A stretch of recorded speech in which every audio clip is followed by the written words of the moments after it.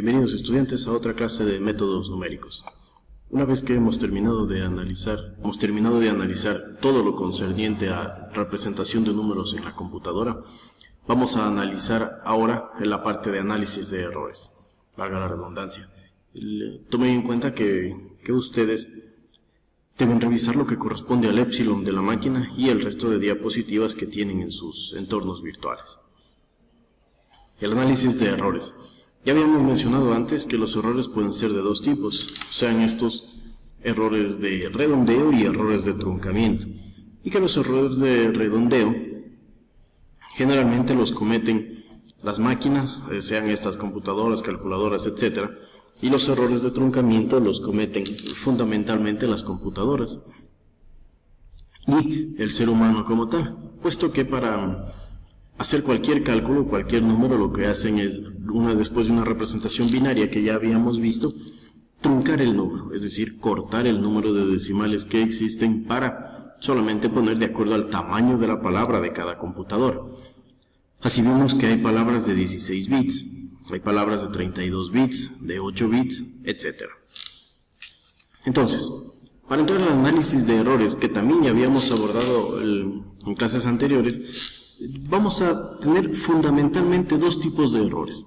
Uno que se llama error absoluto representado por E sub A, cuya ecuación es parámetro menos estimación del parámetro, o dicho de otra forma, lo podríamos decir también valor real, en lugar de parámetro, valor real que está acá, menos valor estimado, valor real menos valor estimado. Ese sería el valor absoluto que cometemos al momento de hacer algún cálculo.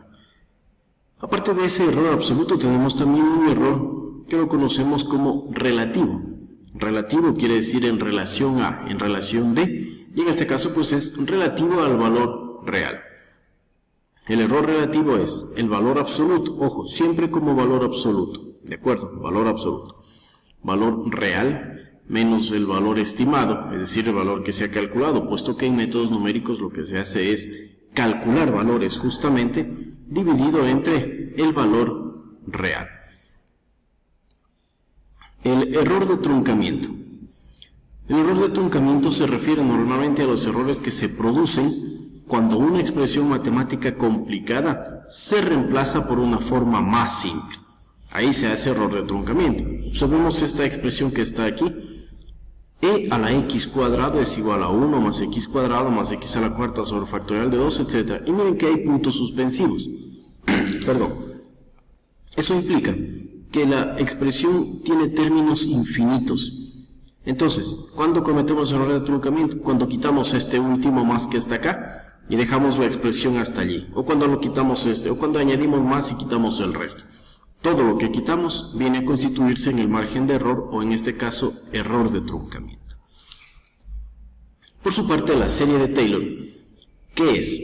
Toda función puede ser expresada como un polinomio de orden P de n.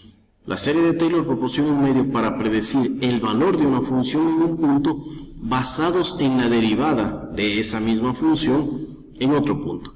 Puede haber funciones que no puedan reemplazarse o que no puedan evaluarse para un punto cualquiera, pues entonces se utiliza serie de Taylor para poder evaluar la derivada de esa función en otro punto y en base de ella predecir el valor en el punto mencionado o en el punto deseado.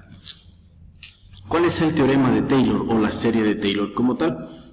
El término que está acá, f de x o un polinomio de grado n de x es igual a f de a, es decir, la función evaluada en el punto a que se haya seleccionado, más f' de a, la primera derivada evaluada en a, que multiplica a x menos a. Noten que x pues es un valor cualquiera y a es el punto en el cual vamos a calcular la derivada. Sobre 1. 1 y ese signo significa factorial de 1. Esto es factorial de 2, factorial de 3, factorial de n. ¿Qué es el factorial? No es otra cosa que la descomposición de varios números. Veamos unos ejemplos. Tenemos, por ejemplo, aquí, el factorial de 6 es 6 por 5 por 4 por 3 por 2 y por 1. El factorial de 5, 5 por 4 por 3 por 2 y por 1. El factorial de 4, 4 por 3 por 2 y por 1. Es decir, es una descomposición del número en sus factores que inmediatamente lo preceden hasta llegar a 1. El término factorial nació de algo que se conoce como teoría combinatoria y probabilidades, y no es otra cosa pues que una forma de expresar de cuántas veces puede combinarse o puede permutarse un mismo número para organizarse de diferentes maneras. ¿De acuerdo? Ahora bien, un ejemplo en este caso podría ser que calculemos para el valor de a igual a 0.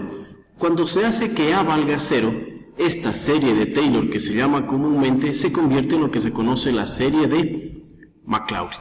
La serie de Maclaurin, repito, cuando el valor de a se hace igual a 0, a igual a 0, se obtiene lo que se conoce la serie de Maclaurin, que es similar a la de Taylor, pero por supuesto con a igual a 0, es decir, f de 0, f' de 0 por x, s2' de 0 por x cuadrado, etcétera, etcétera. Vamos a encontrar aquí la serie de Maclaurin para el seno de x, es decir, necesitamos seno de 0, la derivada del seno que es el coseno de 0 y así sucesivamente. Miren acá, f de 0, seno de 0, f', coseno de 0, f2' menos seno de x, f3', etc. Finalmente reemplazamos y obtenemos la serie de Maclaurin para el seno de x. Es decir, que el seno se puede calcular utilizando esta expresión. Por favor, estudiantes, para el día sábado ustedes van a calcular f de x para el coseno de x y van a calcular también el seno de 3.5, perdón, el coseno de 3.5. Van a encontrar la serie coseno de x y van a calcular el coseno de 3.5. Muchas gracias.